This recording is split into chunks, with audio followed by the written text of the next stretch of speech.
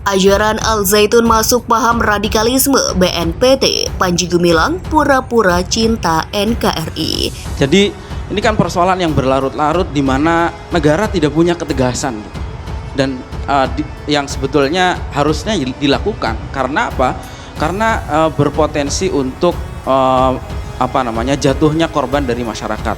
Tentu banyak masyarakat yang tertipu dengan ajaran-ajaran yang semacam ini. Padahal kalau kita lihat desakan civil society itu kan sebenarnya sangat cukup kuat besar. Dan berkali-kali kan? Dan berkali-kali dan berulang terus selama beberapa tahun sejak awal berdirinya sampai dengan sekarang gitu. Dari MUI, dari Ormas, dari NU, dari Ormas Muhammadiyah dan tokoh-tokoh yang lain gitu. Dipastikan santri adalah satu-satunya yang nggak ngerti apa-apa tentang NII. Walaupun mungkin orang tuanya tuh ada beberapa persen yang terafiliasi dengan NII. Berapa persen itu, Mas? Kalau di angkatan saya 50-50, Mbak, 50-50. Jadi di kalangan santri itu kita kenalnya dengan santri dalam, santri luar. Oke, kalau Anda santri dalam atau luar? Saya santri dalam, makanya saya tahu ngerti betul gitu. Nah, jadi hari ini itu yang paling berdampak dengan apa yang terjadi adalah kami sebagai alumni Al-Zaitun.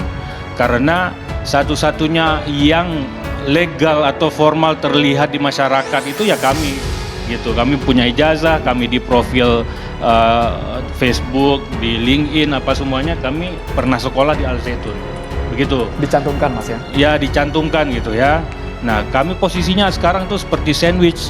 Kami nggak setuju dengan Syekh Panji Gumilang, apa yang Syekh Panji Gumilang lakukan sekarang. Sebetulnya bagian dari kamuflase. Al-Zaitun sendiri sebetulnya adalah penjelmaan baru atau rebranding atau reorganisasi dari NII kan. Karena setelah NII itu tahun 62 diselesaikan, mereka kan mengubah strateginya.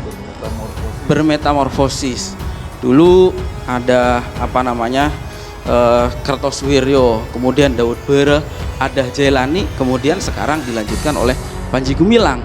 Karena pemberontakan atau upaya mendirikan negara Islam Indonesia melalui jalur persenjataan itu sudah gagal tahun 62, maka mereka kemudian berupaya bergerak melalui kegiatan-kegiatan sosial.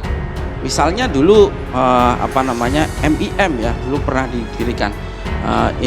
Masyarakat Indonesia membangun dan yang lain-lain, termasuk akhirnya sama Pak Bahimam ini mendirikan Yayasan Pesantren Indonesia.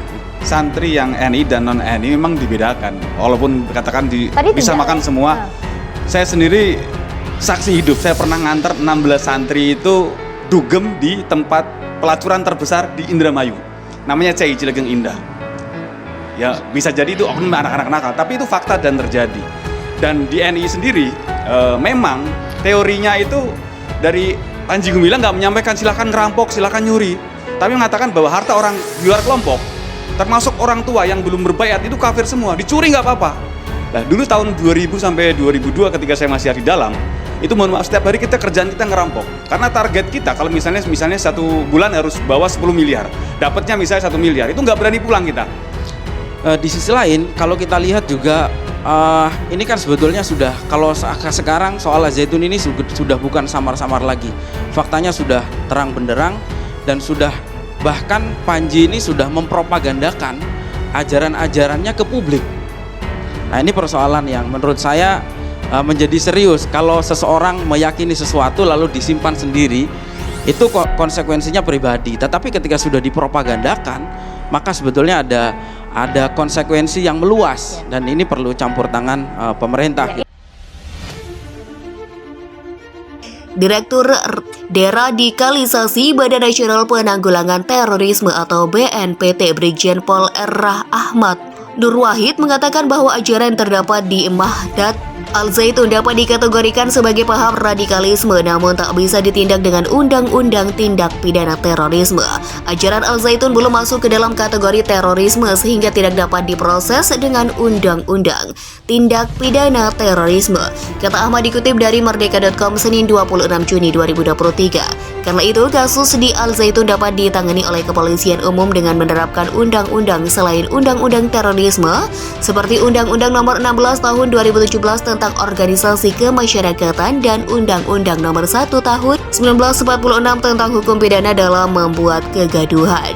Kasus ini belum masuk ranahnya Densus 88 dan BNPT, namun bukan berarti kami lepas tangan, ujarnya. Meski begitu, ia menyebut BNPT akan tetap membantu dalam monitoring serta konsultasi terhadap pemangku kepentingan terkait termasuk Majelis Ulama Indonesia. Menurutnya, ajaran yang terdapat di Al Zaitun prosesnya mirip dengan ajaran yang ada pada aliran Al-Qiyadah Al-Islamiyah atau Gerakan Fajar Nusantara atau Gavatar, pimpinan Ahmad Musadek yang sempat populer pada 2016 silam. Hanya saja Panji Gumilang atau pimpinan Mahdad Al-Zaitun tidak sampai membayar dirinya sebagai seorang nabi. Panji lebih pandai bersiasat dengan berpura-pura mencintai NKRI, tuturnya. Dia menyebutkan kasus radikalisme yang menyangkut Mahdad Al-Zaitun nantinya akan diselesaikan dengan tindakan baik dan bersifat edukatif seperti pembinaan bagi para pengurus dan santrinya. Selain itu, para santri akan dimitigasi seandainya terdapat proses pencabutan administrasi izin pendidikan Mahdad Al-Zaitun bekerja sama dengan berbagai pihak terkait.